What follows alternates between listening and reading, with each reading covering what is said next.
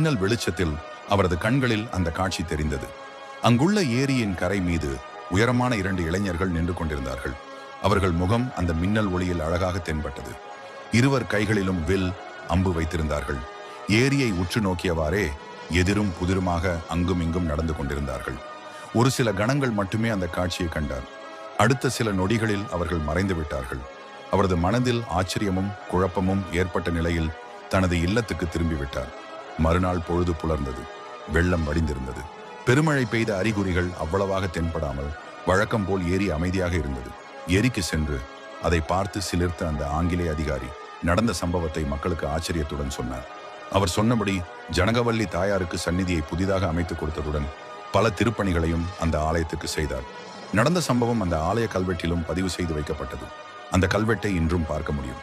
மேற்கண்ட சம்பவத்தினால் மதுராந்தகம் ராமர் கோவில் ஏரி காத்த ராமர் கோவில் என்று அழைக்கப்படுகிறது. வைகுண்ட ஏகாதசி, சித்திரை நட்சத்திர நாட்களில் சுதர்சன ஹோமத்துடன் இங்கு பூஜைகள் நடக்கும்.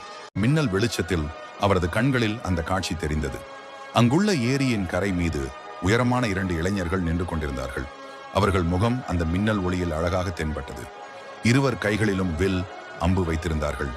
ஏரியை உற்று நோக்கியவாறே எதிரும் புதிருமாக அங்கும் இங்கும் நடந்து கொண்டிருந்தார்கள். ஒரு சில கணங்கள் மட்டுமே அந்த காட்சியை கண்டார். அடுத்த சில நொடிகளில் அவர்கள் மறைந்து விட்டார்கள்.